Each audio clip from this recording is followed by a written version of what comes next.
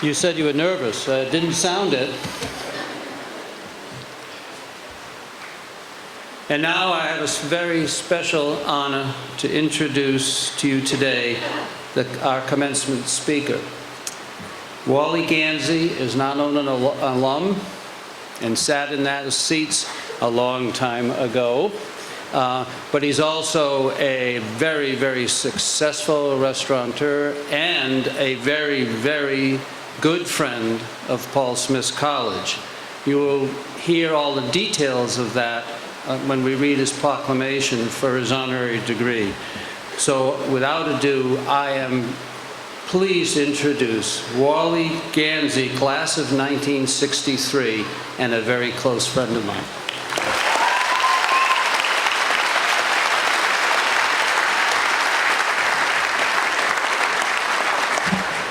Welcome, everyone. I think I got a break before Ashley then. The rain almost stopped. I would like to start by saying thank you to you graduates for asking me to be here today on this very special day of yours. It is truly an honor, and thank you. I'd like to say a special thanks to my good friend Dr. Mills for the great job he does in leading Paul Smith's College, to Provost Richard Nelson, to the great faculty and the staff of Paul Smith's College, to our Board of Trustees, and especially our Chairman, Phil Saunders. Some of you may not know, but this marks my 50th year of my graduation, 50 years ago.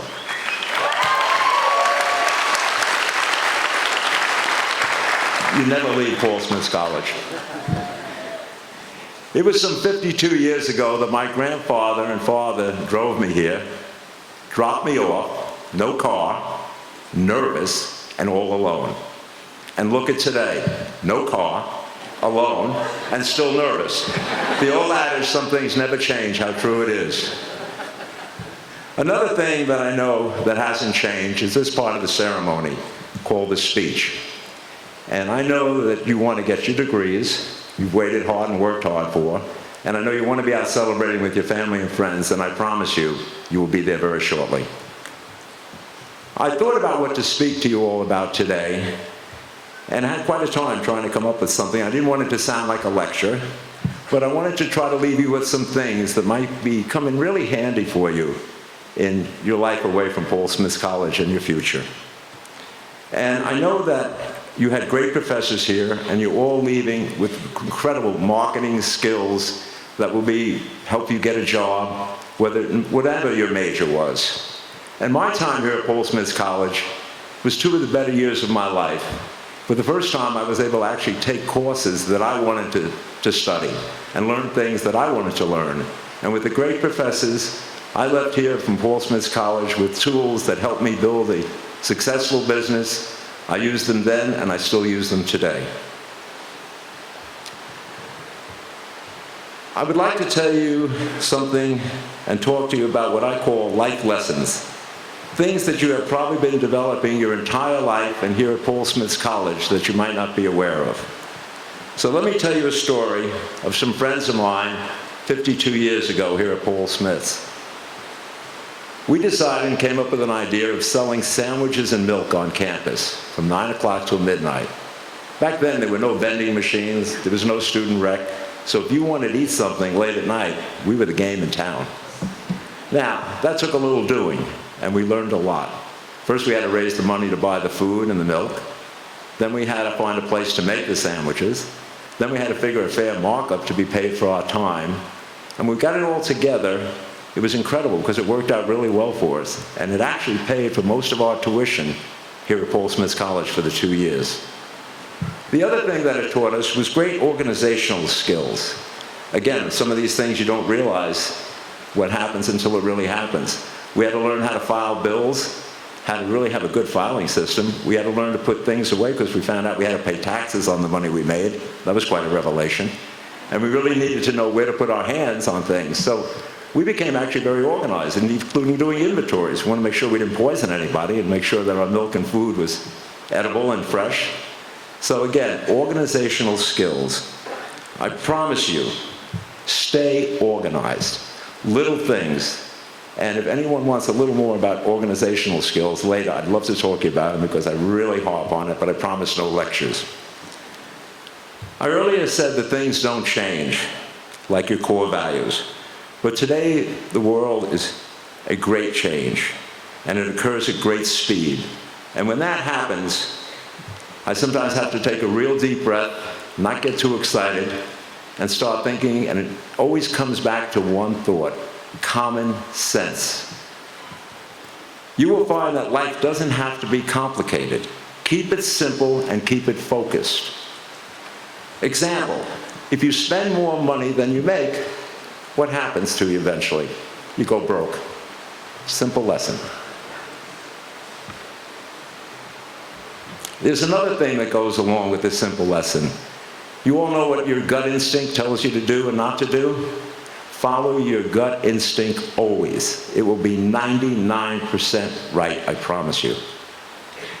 For my next life lesson, I'd like to tell you two stories that involve my grandfather, who was one of the co-founders of the original Palm 87 years ago. I grew up in a middle-class neighborhood in Queens, and if you wanted a sweater or, for that matter, anything, you had to earn the money for it. So I started working when I was 12 years old. We shoveled snow, we cut grass, we washed cars, you name it, we did it. And then a couple years later, I remember my grandfather and his friends coming back from fishing in Sheepshead Bay. And they would come back with 50, 100 pounds of fish. And he would give it away, he would take it to the restaurant, he would have customers come in, and again, invite them in, and he would fix the fish for them. So I got an idea, and I went to my grandpa, and I said, Grandpa, I said, could I have half your fish? I said, I want to sell it in the neighborhood. He said yes. So I got my cutting board, my filleting fish knife, my ice pick, my wheelbarrow, and I bought a block of ice. And I pushed this wheelbarrow around my neighborhood for about 5 or 6 hours. I would fillet the fish for people.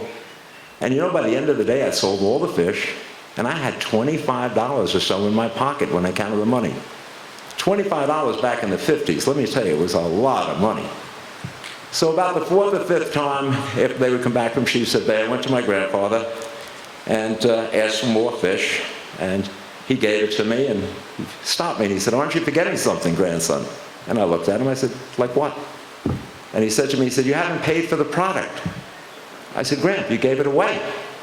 What am I going to pay you for it? He said, no, it's different. You're doing this for business. You always must pay for your product. So then he asked me a very important question. He said, how much do you want to pay? Well, I thought about it, and my God, how much do I want to pay? 10%. And he looked at me, and I knew that was a wrong answer. So we agreed on 50-50. What? 50% of my profit gone, just like that. So we went on like this for a couple of years, and finally, I guess I was about 16 and a half, I got another job and stopped selling fish, and then it was a couple of years, and Paul Smith's was around the corner, and my grandfather asked me to come and have coffee with him. And he hands me an envelope with my name on it, and he says, open it. And in that envelope was about $1,000 cash. He had given me back all the money I had paid for those years for the fish, plus, as he told me, I paid you interest on it. That's the fair thing to do. Well, that was about half my tuition, room and board, for my first year at Paul Smith's College. And he told me, he said, you know why I took the money, grandson? He said, I wanted you to learn two things in life. He said, the first one I think you figured out, you have to pay for your product. And he said, the second one, maybe the most important, is always make a fair deal. Whether it's business or whether it's your personal life. If you make a one-sided deal, it never works. The other party's never going to be happy. And even if it's in your favor, it's just not going to work, I promise you. And I have lived my life making fair deals with my landlords, with the people that I work with my family. And again, another lesson to remember, make a fair deal. It'll always work out. Another one, I promise you. Another story about my grandfather, and you're going to hear a lot about my grandfather. He had a big part of my life, and he left me with a lot of life lessons. I decided I want to work at the Palm as a waiter for the summer. They made a lot of money in New York. I was working 3 meals a day in the hotels up here, making very little money, 7 days a week. So I asked my grandfather, I said, Grandpa, can I have a job for the summer at the Palm? And he looked at me and he said, grandson, Would you like me to tell Ernest or Louis, well, you can't work for the summer because my grandson wants a job? Well, no, they wouldn't be able to pay their rent, buy their food. That made me realize that those men depended on that living and that there was no job for me without someone suffering. Here's a man, my grandfather, who didn't get out of the 3rd grade, was able to teach such things that made a real impact in my life. In the second case, he gave me a new insight to people who you work with every day and their needs. And to this day, you will rarely, if ever, hear me call anyone an employee. I work with people, people work with me, not for me. We're a team. And this will be, I promise you, one of the key to your successes in whatever you do, too. Another thing that goes along with this is personal relationships. One of the things about personal relationships is the palm and the way you treat people and the way that you have mutual respect for each other. And these relationships, no matter how convenient your smartphones are and texting and emails and all the rest of the things, when you go for your job interview, and many of you probably have already, you're going to have to sit down with a real human being. You're going to have a relationship, even if it's just for an interview with that person. Always look them in the eye. And actually, it's something you really should practice. It's going to be very important to you. And work at it and get good at it. Another thing with this is listening to people, all right? We listened to our customers back in the 1920s that decided they didn't want Italian food, but they wanted steaks. And what did we become famous for? With steaks, by listening to our customers. Back in the early 70s, President George H.W. Bush, who was Ambassador Bush, the Palm was located 1 block up from the UN. And he and Barbara used to come in and have lunch quite often, and we struck up a friendship that turned into be a great friendship that we still have today. And he said to me, he said, Wally, he said, Washington, D.C., the capital of our nation, we have great Chinese restaurants, great French restaurants, great Italian restaurants, but we don't have a steakhouse. We don't have an American restaurant. You got to open in D.C. He was right. We listened and we did it. And then I listened to my customers over the years tell me where we should go next. And now today I have 28 restaurants across the United States, in Mexico, and in the United Kingdom.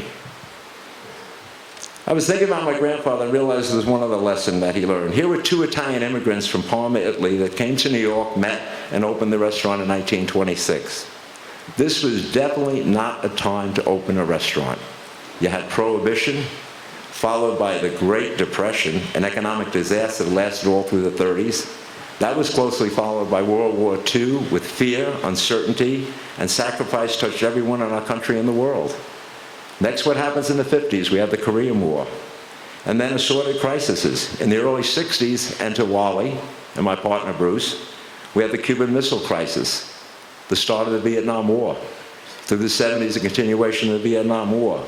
National wage freeze, shortages of gasoline and food in America. And then the 1980s came, 21.5% prime interest. Imagine having your student loan and have to pay 21.5%. But through all these things, the Palm persevered. And I don't bring this up to brag about it, but to make a point. You are graduating into a very, very tough economy and lots of uncertainty across the globe. Some people are pessimistic, and they're not 100% wrong. But I believe that the Palm could survive and persevere, then you can too. What it takes is doing something you're passionate about and never giving up. And of course, remember the things: organization, common sense, personal relationships, and always a little bit of luck. Don't ever discount that. It is now your generation's time to take over the stewardship of our great country and the world. You must get involved and know that you will make a difference. All true success comes from individual initiative. It's up to each and every one of you here today. It has always been true that the next generation is the one that will make new discoveries, invent the new solutions, and move the world ahead. I have every confidence that your generation, and especially all of you sitting out here, will do the same. Take from your personal experiences, from your family, from your friends, and the great teachers you've had here at Paul Smith's College. And please promise yourself and me One thing, always take time to reflect on those experiences. Today is your day and will be one of the most special in your life. Good luck from the bottom of my heart to every one of you. And let me say thank you so much for being part of your special day. Thank you all.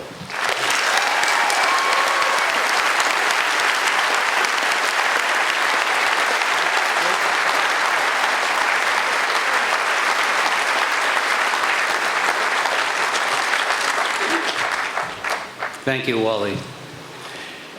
We now turn to the presentation of the honorary